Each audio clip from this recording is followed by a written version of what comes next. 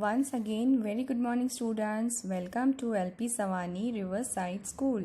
Students, we are going to revise few points of our second chapter, that is movements of the earth. In this, we saw how the earth moves and what are the movements of the earth. So there are two types of movements of the earth, that are rotation and revolution. So what is rotation? Rotation is the spinning of the earth around its axis from west to east. Now, what is revolution? Revolution is the movement of the earth along a fixed path, that is called revolution.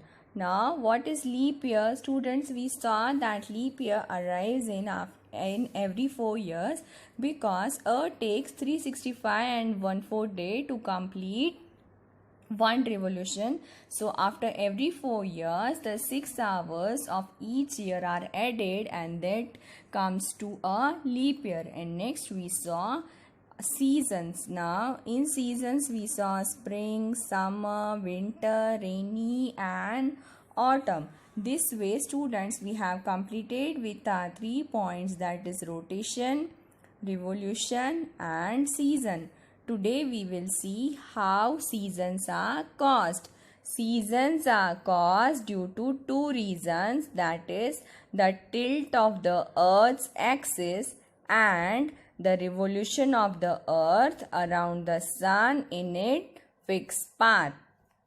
See students, we can see there, that is diagram of the rotation of the season, how they are caused because of the earth's axis and also of the how earth revolves around the sun in its fixed paths, and this leads to different season in every 4 months. Okay students, we will see in detail.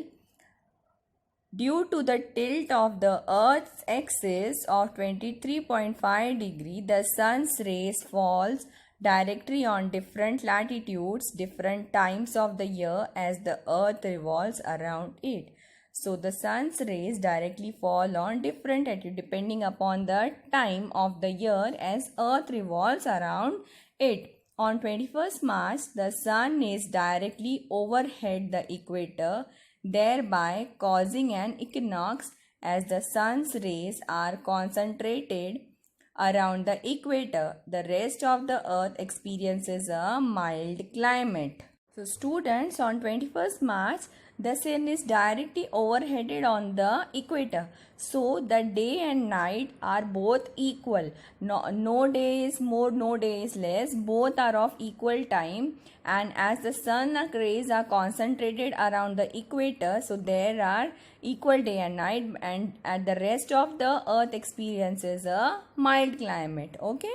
The northern hemisphere has spring equinox or vernal equinox. The southern hemisphere has autumn equinox. So students, in northern hemisphere, in northern part, it has spring equinox, means there is spring, and in southern hemisphere they have autumn. On 21st June, the sun's rays fall directly on the Tropic of Cancer. On 21st, what happened? The sun rays were directly falling on the equator. And after now, on 21st June, what happens? The sun's rays fall directly on the Tropic of Cancer. The northern hemisphere has summer solstice. Due to the earth's tilt, the North Pole has continuous daylight for six months. It experiences the longest day of the year. So students, the northern hemisphere has summer solstice, means the summer stands still. Means the summer stands still means there are summer in northern hemisphere. Due to what? Due to the earth's tilt, the North Pole has continuous daylight, means there is continuous daylight for 6 months and days are very longer. Now, the southern hemisphere has winter solstice. The area around the South Pole has continuous darkness for six months. It experiences the shortest day of the year.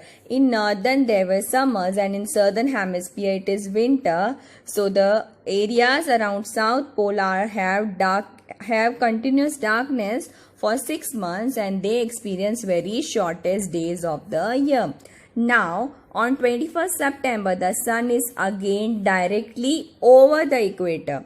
The northern hemisphere has autumn equinox, the southern hemisphere has spring equinox. Okay. On 21st December, the sun's rays fall directly on the Tropic of Capricorn. The southern hemisphere has summer solstice. The south pole faces the sun and has continuous daylight for 6 months. It experiences the longest days of the year. The northern hemisphere has winter solstice. The north pole has continuous darkness for 6 months.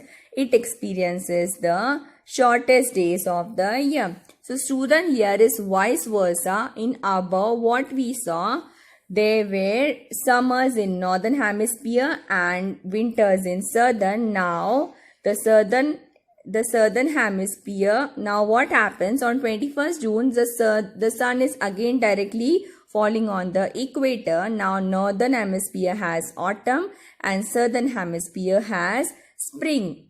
So there are summers in southern hemisphere and there are winters in northern hemisphere. It is hard. There is only vice versa. Okay students, so we have to keep in mind that when it falls in Tropic of Cancer, so in northern there are summers and southern there are winters, and when it comes to Tropic of Capricorn, in northern there is autumn and in southern there is spring. Okay students, nothing to get confused. Okay students.